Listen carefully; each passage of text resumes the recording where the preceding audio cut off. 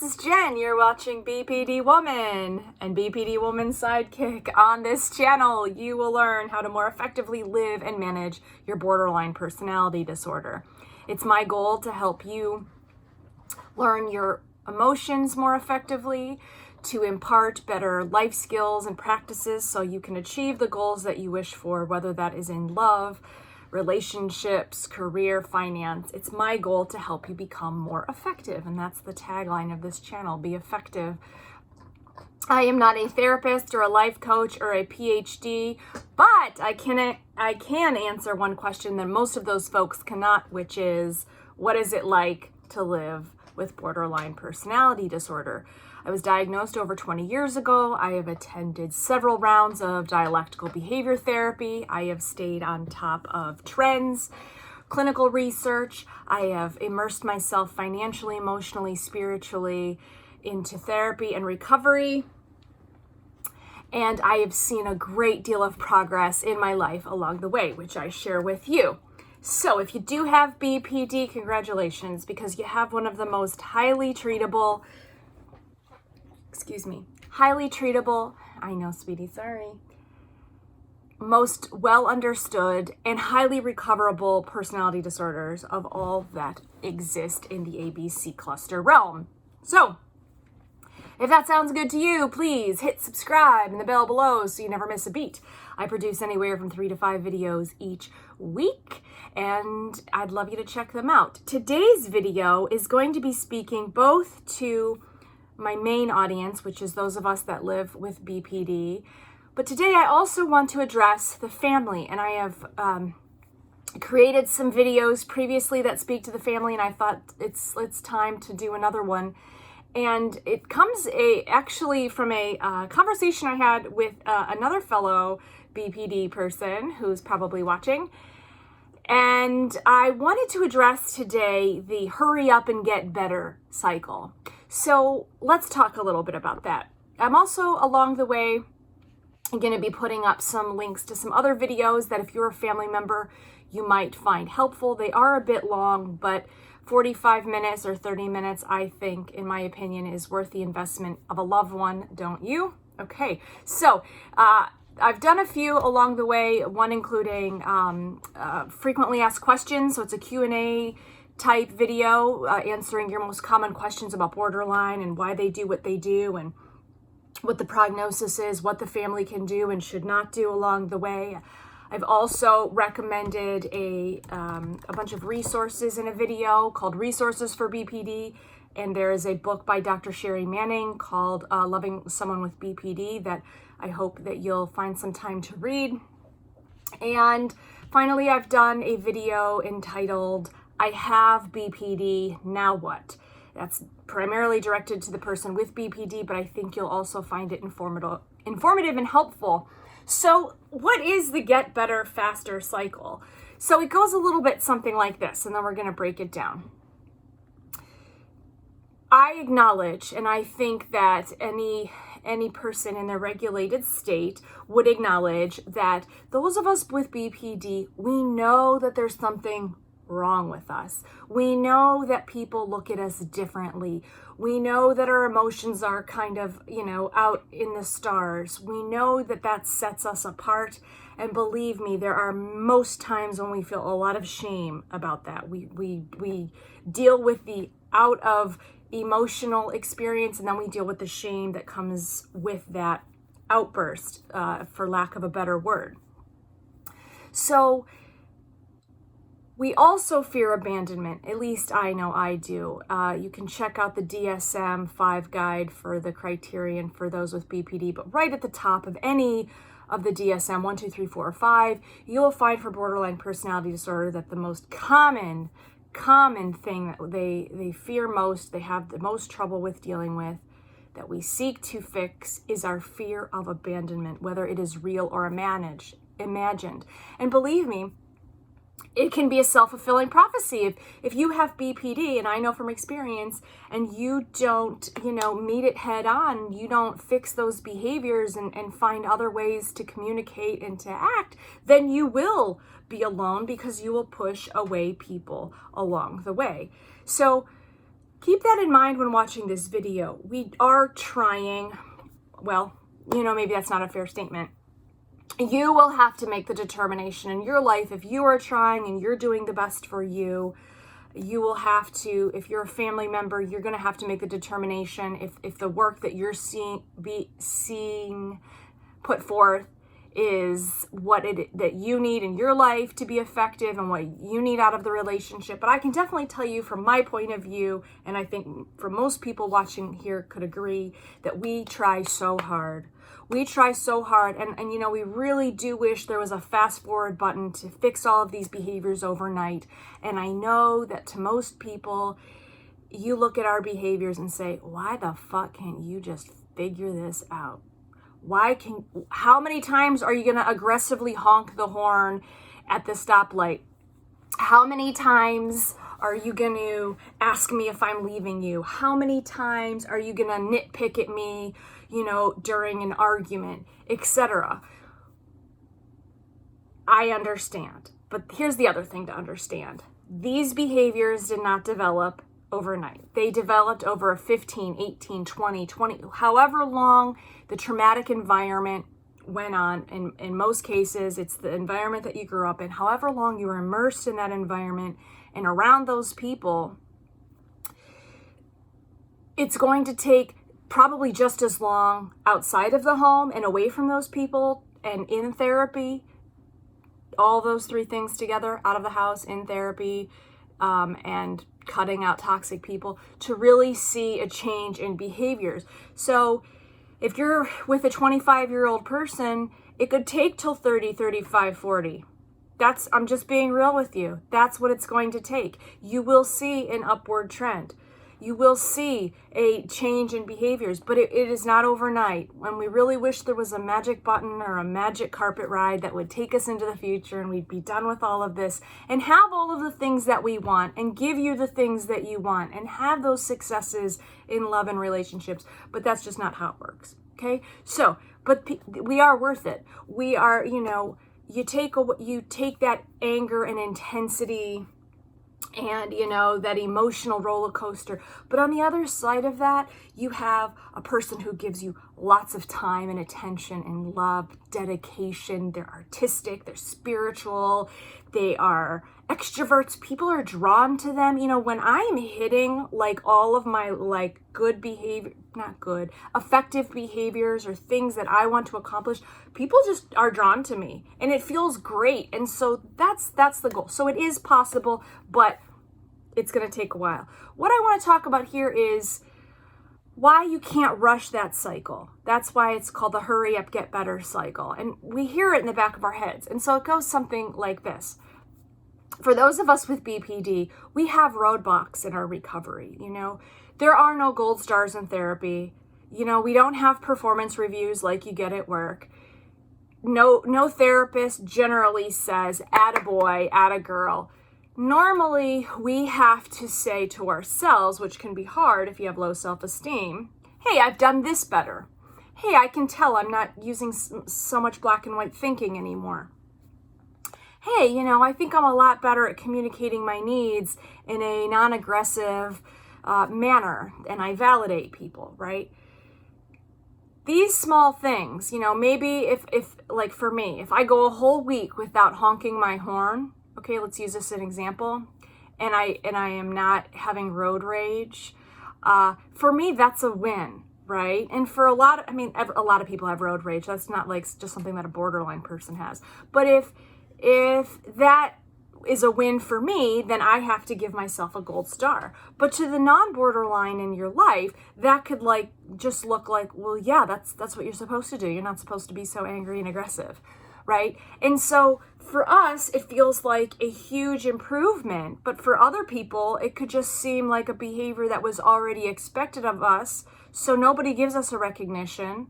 And if we bring up the recognition ourselves, I've often been met with, yeah, you were always supposed to do that, right? In so many words. And that can be totally demoralizing Totally demoralizing. And if you feel demoralized in your life, does that make you want to keep changing or getting better? Or, if you feel unappreciated, do you keep bringing home flowers to your loved one? Or do you keep trying really hard at work if you don't feel appreciated? No, not generally. So the same thing applies. So the first thing I just want to mention here is when you do see a small change in a behavior with the person with borderline in your life that you love and care about, recognize that. You don't have to be condescending. You don't have to make a huge deal of it, but recognize it. That will keep us going. Just that little bit will keep us on an upward track. The second thing that I want to say is, here are some phrases that I've heard from people who have loved me in my life or say they have loved me in my life. And these are phrases that please remove these from the lexicon if you actually want to see a change and you want to hold on to a relationship. I don't know how much longer I can take it with you. I'm sick of the high highs and the low lows. I'm tired of having ruined weekends. Why can't you just stop acting like this? Okay, these, even though they may be true, don't help.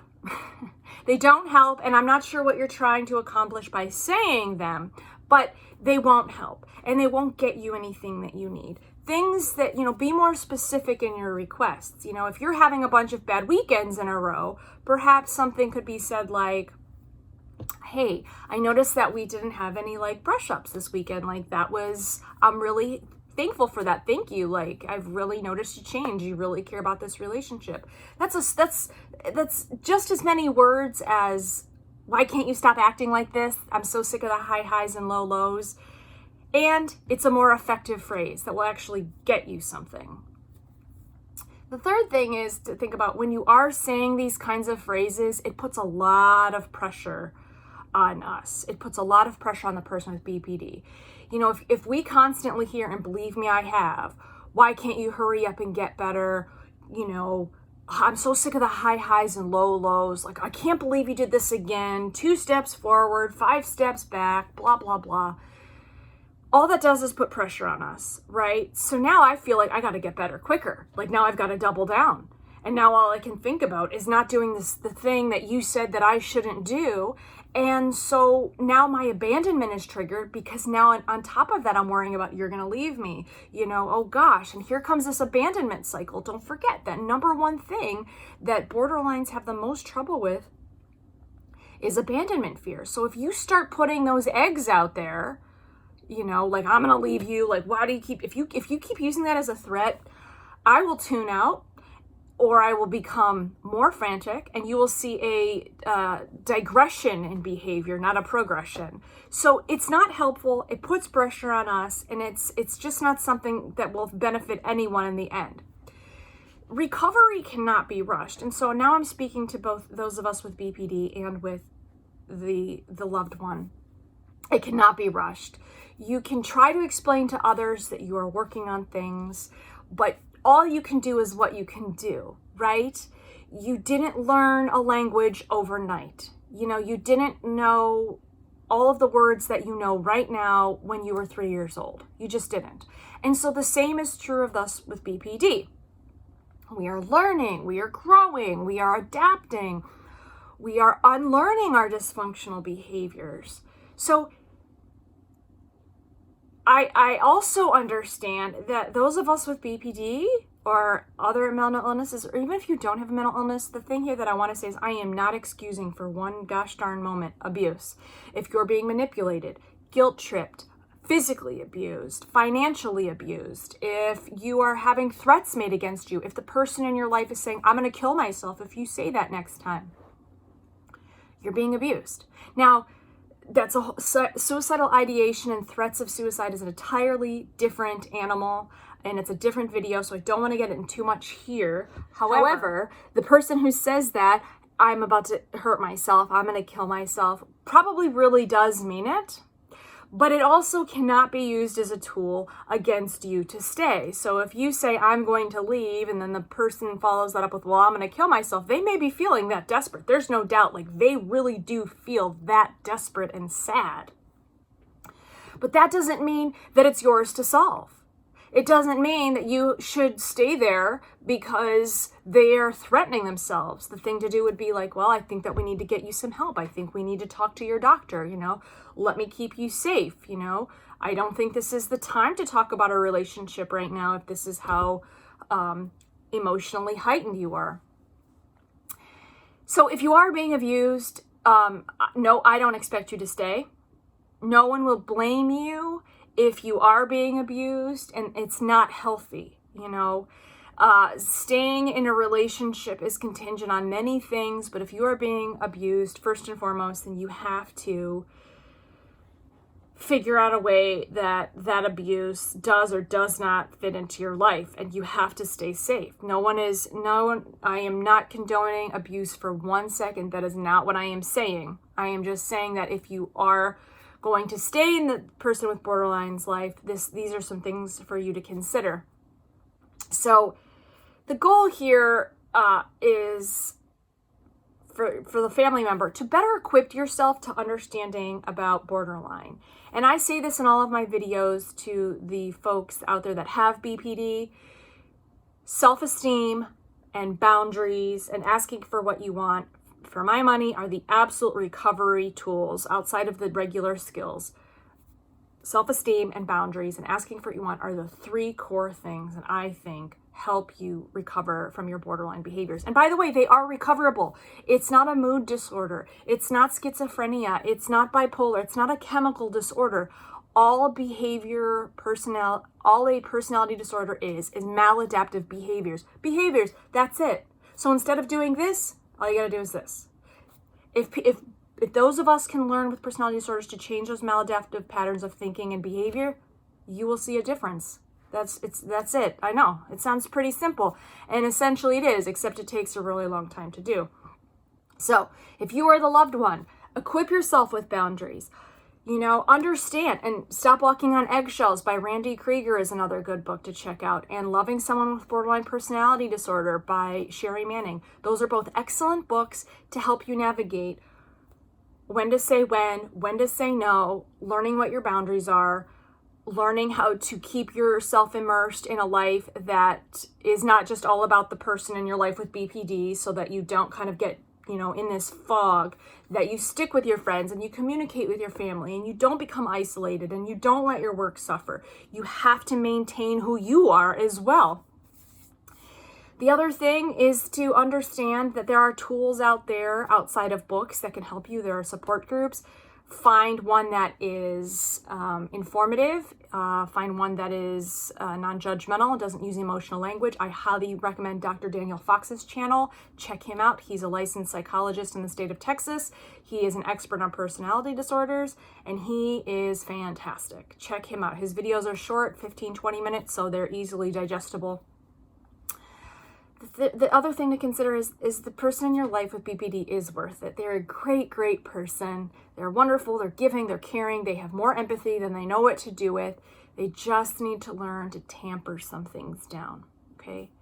And please, for whatever you do, please don't say to them, just calm down. Stop it. Why don't you calm down? Never in the history of yelling calm down has calm down worked. Has it ever worked for you? Has anyone ever said, just stop worrying? Okay. Instead of being depressed, think of a rainbow. Oh, okay, that freaking works. It doesn't. No, it's not helpful. So for those of us with BPD, when you don't feel like you're getting recognized for your accomplishments, when you are being threatened with being left, and hopefully that's not an empty threat and it's not an abusive pattern. If somebody says to you over and over, I'm going to leave you, I'm going to leave you, I'm going to leave you, let them leave, because that's abuse in itself, right? That's emotional manipulation that keeps you on edge. Will they, won't they? Will they, won't they? Don't stand for that. Watch that your abandonment does not become triggered, and watch that doesn't lead you down a spin cycle. If you're starting to feel like that's going to happen and that you're getting a bit out of control, just take a step back. Go to some of the skills. I'll put up a link to the DBT skills. I really believe that if everyone could just understand for a minute what takes place here, and they could understand each other, I really do think these relationships can work out. It does take time and commitment from either side. So for those of us with BPD, there's dialectical behavior therapy. If you're a loved one, there are DBT support groups that DBT psychologists put together. I know when I did DBT, there was like a family weekend thing. Phenomenal. Check those out. Very helpful. Okay. Finally, I would just like to say that, this idea came out of a conversation I had with someone, but also it's happened to me. I can't tell you how many times in my life someone would say, well, I can't take this anymore. High highs, low lows. And then some of the time, actually most of the time, I picked poor partners. And that's a whole other video, why we repeat the patterns that we do. I'm pretty sure I've made one. Yeah, I did. It's a cycle, the flip-flop game, the cycle. Because we've chosen things that look normal to us in our life from the abusive behaviors and patterns that we grew up with. So, I've sought out abusive guys that, in one way or another sort of look like my father. And until I started meeting up with therapists and they would say, your boyfriend said that to you, that, he couldn't take it anymore. And I had a boyfriend be like, I don't want to read this book. I live with borderline every day. My therapist was like, that's mean. And I was like, it is? She's like, yes. I just figured that because I had borderline, and I was doing these behaviors that I was doing, that it was just a free pass for anyone that wanted to treat me shitty to treat me shitty. Okay, well, it's not.